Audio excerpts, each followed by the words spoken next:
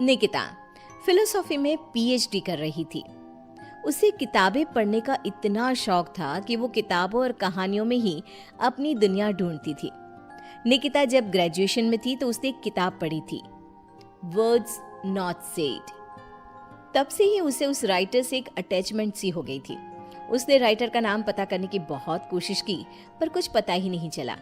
एक दिन वो अपनी फ्रेंड से कहती है, कितने दिन हो गए, आज तक मैं उस राइटर के बारे में कुछ पता नहीं लगा सकी।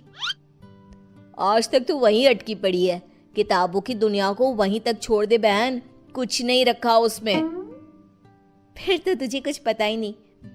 उनकी हर ईयर एक बुक आती ही है जिसकी सिर्फ 20 कॉपीज ही बनती है और मैं सारी कॉपीज खरीद लेती हूँ। चल तुझे दिखाती हूँ। निकिता प्रिया को स्टोर रूम में लेकर जाती है। रूम बिल्कुल ठंडा।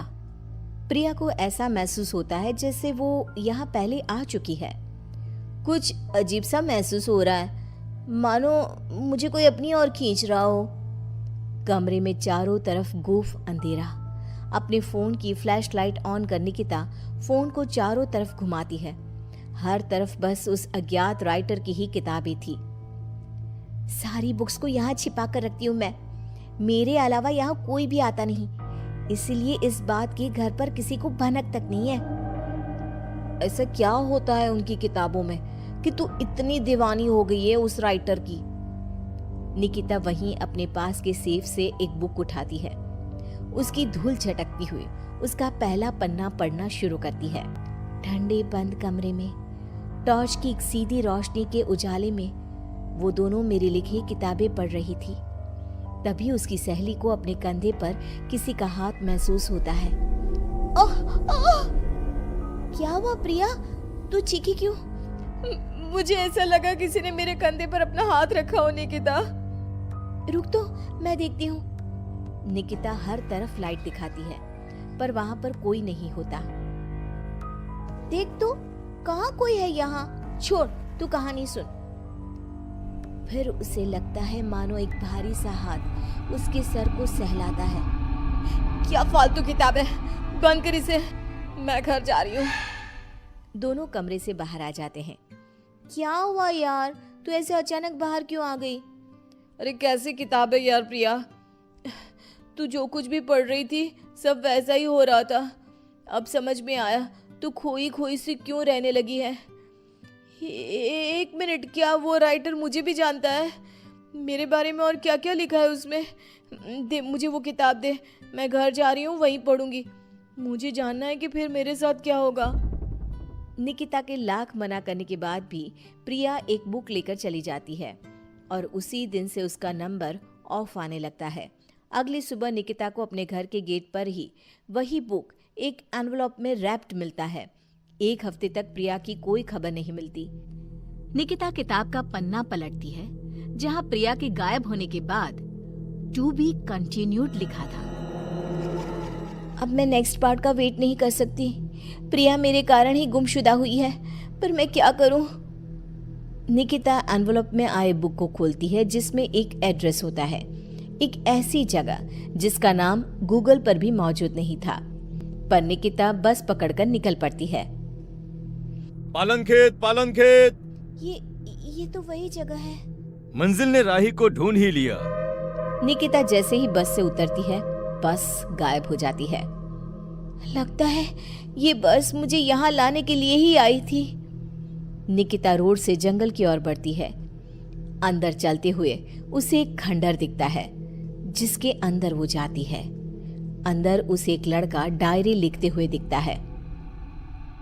अरे आ गई आप, आइए आइए। आप ही है वो राइटर? मुझे बताइए कहाँ है प्रिया? वहां देखो। निकिता देखती है कि दीवार पर प्रिया की तस्वीर लगी हुई है जिस पर हार चढ़ा हुआ है। प्रिया की फोटो के साथ वहां कई और लोगों की तस्वीरें भी थी। ये सब क्या है? मेरी कलम श्रापित है, मैं ना भी चाहूं तो भी ये चलेगी। जिस किसी का जिक्र ये करती है उसे मार कर ही दम लेती है। ये सिलसिला शुरू हुआ था जब मैं 16 साल का था। एक नदी के किनारे मुझे ये पेन मिली। मैं इसे अपने कबर्ड में रख कर भूल गया। फिर एक दिन अचानक कबर्ड से लाल रोशनी आई। मैंने उसे खोला तो पेन चमक रही थी। और इसने लिखी मौत की दास्तां। मेरा सब कुछ इसने छीन लिया, सब कुछ। मैंने उसे खत्म करना चाहा, पर नाकाम रहा। मैं सब कुछ छोड़कर जंगल में रहने लगा, पर यह तब भी नहीं रुकी। तो इसे रोकेगा कौन? तुम नहीं मरी। बाकी जिस किसी का भी इसने जिक्र किया, उसको इसने निगल लिया। तुमने मेरी सारी बुक्स पढ़ी, उसे संभाल के रखा, पर तुम्हें कुछ नहीं हुआ। तुम ही वो मसीहा हो निकिता। मुझे बचा लो और इस खेल को रोक दो निकिता। निकिता पेन उठाती है। उसके पेन को पकड़ते ही एक औरत उड़ती हुई आती है और पीछे से उसे लिपट जाती है। उसके शरीर से खून बहे जा रहा था। खुले बाल, झुर्रियों से भरा उसका चेहरा बड़ा डरावना लग रहा था। मेरी गोद में बैठो निकिता, आओ ना। नहीं, बहकना मत निकिता। यही है पेन की मालकिन, रूहें खाती है ये। इसकी बात मत सुनो निकिता। लिखो निकिता, फिर वो लड़की खुद को मार देती है। निकिता पेन उठाती है और लिखती है। करण उछलकर दूर गिर जाता है। आंधी तूफान चलने लग जाते हैं। दीवार पर टंगी सभी तस्वीर नीचे गिर जाती हैं। जिस चेयर पर बैठकर निकिता लिख रही थी, वो उड़कर दीवार से टकरा जाती है। मैं जिंदा हूँ? निकिता, तुमने ऐसा क्या लिखा था? और कालिंदी की आत्मा पेन के साथ ही खत्म हो गई। ये लिखकर मैंने पेन की नींव तोड़ दी थी। दोनों उस हवेली से बाहर आ जाते हैं और हवेली गायब हो जाती है। ये देखो मैडम को, यहाँ सब मस्ती कर रहे हैं और इनको पहाड़ियों में दिलचस्पी है।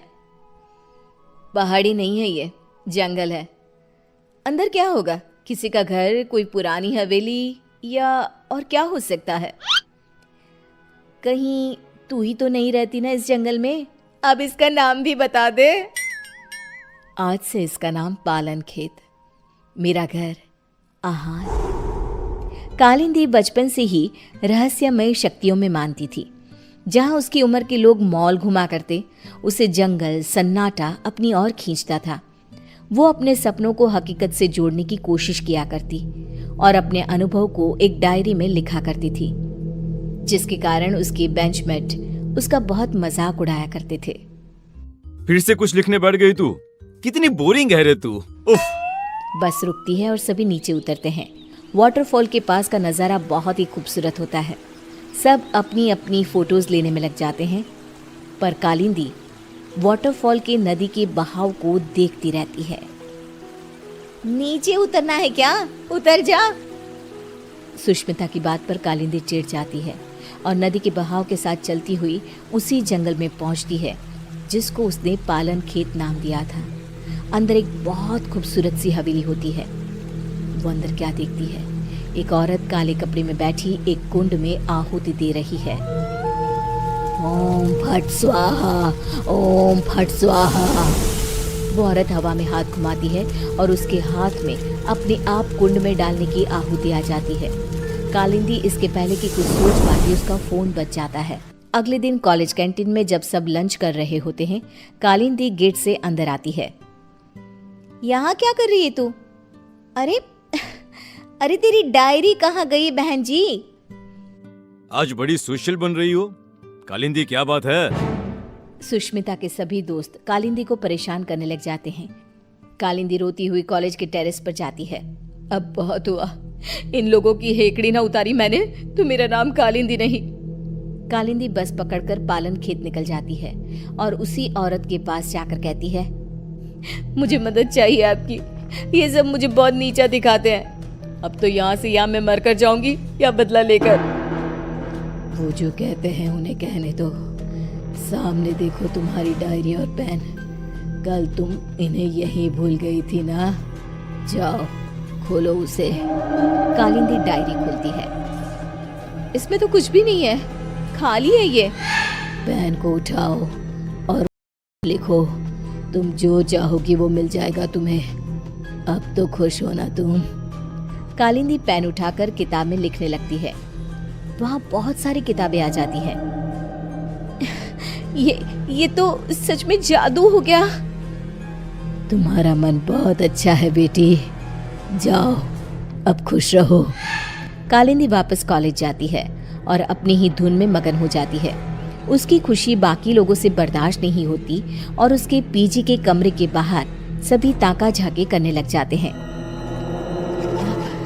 अब क्या मांगू?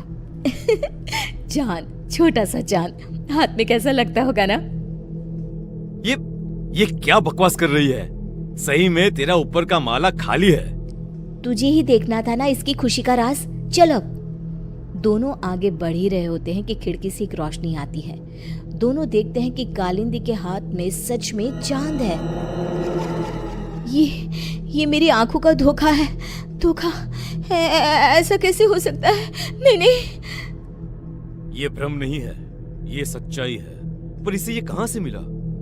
सोच, अगर हम इसे चुरा ले तो? और रोहन उस पेन को चुराने में जुट जाता है। वो सोचता है कि रात को कालिंदी के कमरे के बाहर आग लगा देगा ताकि वो भागेगी और रोहन पेन चुरा लेगा। रात को रोहन पेन के लालच में आग लगाने जाता है, पर आग बेकाबू हो जाती है और कालिंदी कमरे से बाहर ही नहीं आ पाती।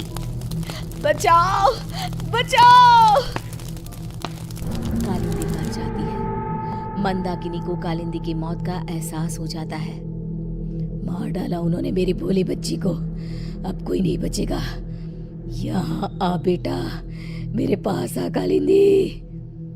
कालिंदी की आत्मा वहां आकर अपना गुस्सा दिखाती हुई कहती है, हे सारी शक्तियों के देवता, अगर मैंने कभी भी किसी का भला चाहा हो तो मैं अपने सभी अच्छे कर्मों के बदले इंसाफ चाहती हूँ। इस अग्नि में अपनी आत्मा की आहुति देते हुए तुझे विनती करती हूँ कि मुझे एक ऐसी आत्मा बना दे, इतनी बुरी और शक्तिशाली, जो अपने गुनहगारों को तड़पा तड़पा कर मारे। ये कहकर कालिंदी की आत्मा आग में समा जाती है और आग से निकलकर कालिंदी के गुस्से से पैदा हुई आत्मा उसके पैन में समा जाती है। और फिर शुरू होता है मौत का खेल। सुष्मिता अपने कमरे में सो रही होती है। रात को उसका फोन बजता है। It's me, Rohan. दूसरे नंबर से कॉल करना पड़ा। तुम कॉलेज के पीछे वाली पहाड़ी पर आओ, मुझे तुम्हें कुछ बताना है। इसके पहले कि सुष्मिता कुछ बोल पाती, फोन कट हो जाता है। सुष्मिता नाइट ड्रेस में ही भागते हुए कॉलेज के पीछे की पहाड़ी पर जाती है।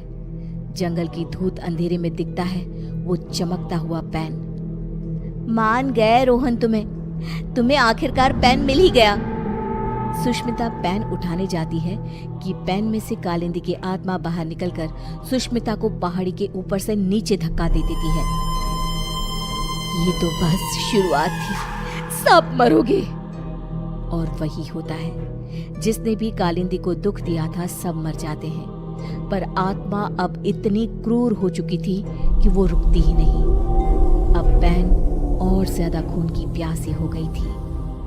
एक दिन 16 साल का एक लड़का करण नदी के किनारे बैठा हुआ होता है। एक चमकती हुई पेन उसका ध्यान अपनी ओर खींचती है।